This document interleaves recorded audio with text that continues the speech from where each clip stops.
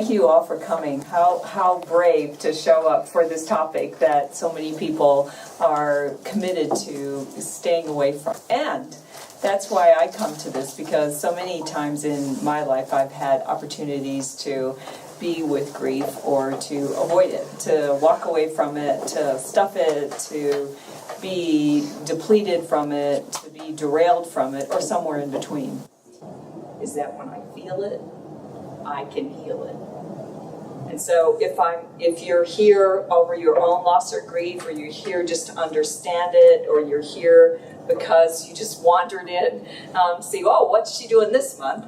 That is the most important thing, if you remember anything from what I talked about tonight. And I'm telling you, one of my masters, I think the biggest master on the planet for me, was my therapy dog, Destiny. So he died a year ago, last week, and he was a therapy dog, but not your typical one. So in a way, I dedicate this work to the work that he did, because he was also a really amazing teacher. So you see him in the little, the outbox. That was at the CEO's at San Juan Regional Medical Center, where he would do 12-hour shifts while I was doing consulting there, and stay at the Conley House. And when he would get tired of the grief and the loss, he would climb up on the chair of the CEO and jump in his outbox and go to sleep and take a nap until he recharged himself. So what a teaching is that, because as we all deal with whatever it is, the grief and loss of our freedom here in Durango, when we had the fires, when the air changed, when the quality of our lives went from, wow, these things that we're used to doing, we have to shift, we have to change. I mean, something as simple as that is, are we willing to climb up and take a break and go into the outbox as Destiny did? So all sizes. So grief isn't just someone tragically took their life, or someone had an accident and they're gone, or someone has a life-threatening illness. Grief and loss can be in any different arena, and it does come in all shapes and sizes. There was a time for let's pack up, let's adjust, and then there's a time for saying, I just gotta breathe. Grief mastery doesn't mean you get over it. It means that you know how to be with it in a way that serves you moving forward and continuing to have your authenticity. So if I have a long conversation with you about something that really matters to me, whether it's something I'm super passionate about, or the death of my friend or my therapy dog, I will tear up. But it's not from a place of being stuck in my grief. It's from a place of they are etched out of my heart, and they will always be there. Mm-hmm. So that's part of when I talk about grief mastery, it's not saying I don't grieve anymore. I don't think about this or that or the other. And so think about that because we have beliefs around grief and how it should be or how it shouldn't be. And that can often also cause us to derail. Even taking the wisdom of Carolyn Meese, if you take it too far, it can mean like, oh God, there I am, stuck in my story again, right? And there is a system of having beliefs and stories that can help us heal and cause us to be more resilient and cause us to bounce back. And there are places where we do know the difference between I'm doing this and this is part of my wholeness or my journey to wholeness, or this is where I'm really stuck and I keep replaying the same story. Different discrepancies. If you can feel, you can heal. So any way that you can identify it will give you your wholeness sooner. And I don't mean to imply that we should rush grief.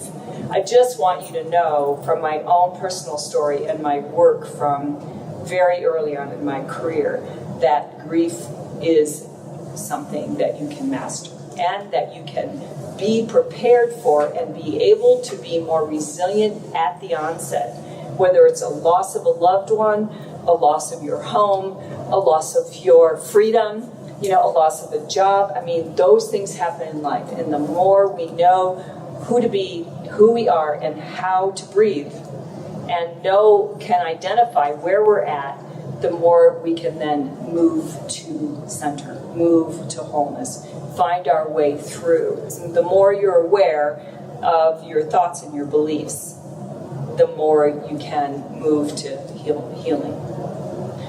So the first stage, does anyone know what the first stage is? Shock and denial. Yeah. Yeah. So it's like, this didn't happen. You know, like I said to Don, you know, just, you know, call me back. This isn't even funny. Like, call me back, right?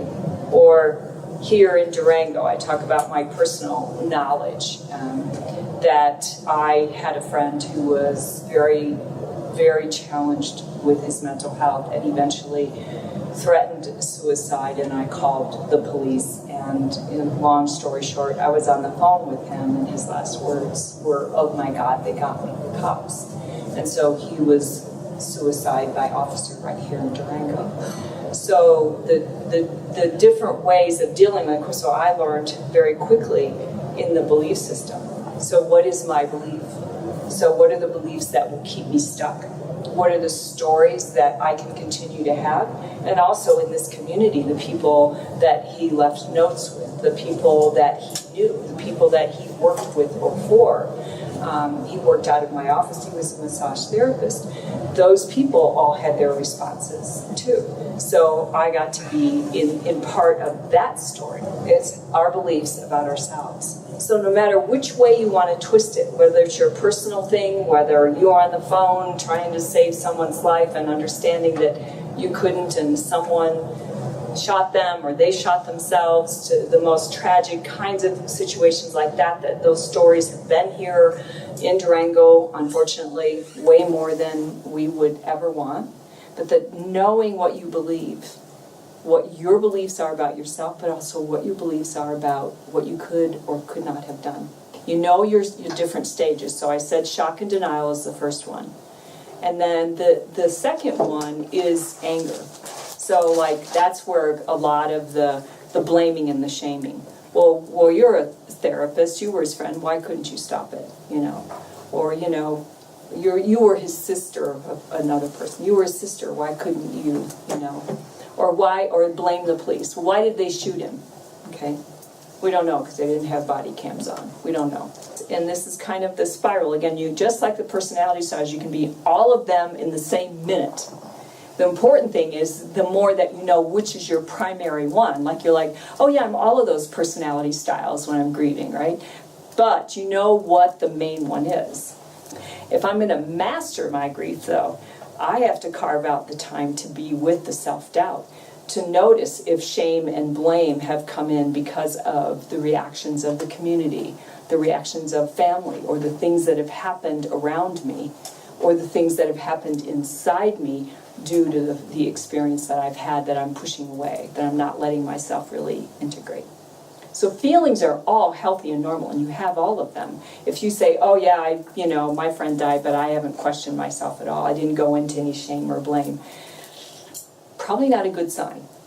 But it's like how long you stay there and to what extent you continue to massage it is the key to wholeness versus staying stuck and it becoming a personality, a way of continuing to replay the drama and the trauma. Make sense? Okay. So the next stage of Elizabeth Kubler-Ross is the depression. So again, you can't skip it. A lot of people will be like, yeah, but if they're kind of like, without knowing the stages, they'll be like, well, if I could just be in like, if I could have done this, if I could have done that, kind of the problem-solving mode, I'd be okay. But that being depressed about it, I can't do that. And that's pretty scary. Like, what if I fall into it and never come out? It's like, well, let me just tell you, you don't let yourself have it. It's kind of like a developmental stage. You can't be an adult while you're an adolescent. You got to combine the two, kind of comes together. That stage is really important of like, I'm depressed. And that doesn't mean you go into full-blown classical suicidal depression. But it does mean like, I'm so sad that I really don't want to get out of bed this morning, or I haven't eaten in a day or two. That's okay. Again, the container, the belief system that you create around it is what will heal you or halt you. Because we can recycle our own pain, and if we stay in it and kind of introvert ourselves on it, it's kind of like, drowning in the pond of our own sorrow. And there's, a place and a time for that, but expanded, becoming our life, then it's something that, really needs some outside input. And then the, other traumas, I'm going to talk a little bit about that. Some of you that are familiar with our work, with my work, I say I went and got a PhD so that I could prove that that childhood template doesn't live with you forever, and that you don't always, get a little temptation. Oh, there you are again. Oh, that not good enough. Oh, that unlovable. Oh, this or that, right? Because we always, as far as I'm concerned, I've been working on this a long time and tried to prove all the books wrong, and I'm still trying, right? But that 0 to 7 is a time that we're asleep and that we're taking in life and we're making meaning on it and we're deciding about relationships and about life and about ourselves, and we're like alive and well in it, but we're not conscious. So you all as adults can say, wow, now I have an aunt that's not well, and what I make up about that comes from when I was a kid and my dog died and my family shamed me for crying. So now I'm kind of afraid to cry with my aunt dying, right? So you can connect those dots. However, if you haven't connected those dots, then it can run a program on you in the background. So when people come to me and they say, I'm really stuck, often that's what's happened. The childhood template, the beliefs that they came up with about how is it to grieve? How is it to process my emotions? Is it okay for me to be this way in these situations? Then they can move through it. But if they don't know that that's what's causing them, that's running in the background and causing them to think or feel or act a certain way due to something that they decided that they haven't put a name to in their childhood, can cause a real disparity of wholeness. So I know where I want to be. I've studied with the masters, or, I run a group, I have a degree, I know how to do this. I've had other losses in my life. But somehow I can't get through this, and that's where that childhood template. And knowing what your triggers are. So even if it's not about loss and grief, if you're easily derailed or triggered by, not being good enough, then the first thing that typically grief will do is cause you to go right into, okay, I didn't help out enough. I didn't say just the right words. Or I didn't call in enough help. Or I wasn't there enough. Whatever it is, that not good enough original template doesn't have to be in the driver's seat. And yet, if you're not aware of it, I trust and promise that it will be. Does that make sense? So that unconscious mind can get in the driver's seat and you don't even know it, and all of a sudden you're acting and feeling a certain way. And that will derail you from your relationship with yourself. So knowing what your triggers are, what are the basic things, and I've done a whole series on that here. The relationship intelligence piece is one that we talk a lot about the triggers. What is one thing that if you transcended, if you overcame, if you transmuted, whether it's in this moment, in this day, in this week, in this month, that would make the biggest difference to you right here, right now? And I ask that question for several reasons. One is it brings you back to center, because what you feel, you can heal. It brings you back to the breath, which brings you back to your heart intelligence, which is where the real true wisdom lives. The last two stages, you've got the depression, then you usually have, after that, the acceptance. So we come into, well, if I'm not finding myself getting into acceptance, even if it's for a minute, a certain period of time later after the loss or the death or the anticipation of the death, that this is, and it doesn't have to be death, it can be losing your freedom, when there's fires, having to be evacuated. That all triggers that same kind of thing, right? And so if you're not, then you want to look at, okay, wow, it's somehow gotten encoded in my system. And then I'm projecting that into my world. I'm projecting that into the people that I'm around or the situations. In other words, it becomes this anticipated grief. Okay, well, what if? So last and most important is that the greater your ability to go back home to center, the greater your ability to go back to your heart, and I do a whole seminar on that, the greater you can activate the coherence. And those are the studies that then have shown that you can return to your wholeness through being able to re-entrain your body? Can you be proactive and play with resilience so that when these things happen, you can actually be resilient and master the grief, go through the process with more awareness and also more ease, and less getting stuck, less feeling depleted, less feeling traumatized. Self-care, being good to yourself, staying clear, and self-love is really the key. I know that sounds really simplistic, but you all know that's true. And sometimes, especially in these times, it can be the hardest. So here's just a brief summary. Breathe. Know your triggers, like what's going to set me off? What things do I say to myself? What old template? I'm not good enough. I shoulda, coulda, woulda. What's going to trigger you? Be really clear about what your beliefs are, what your stories are. See if those things that you're telling yourself are really derailing you or not.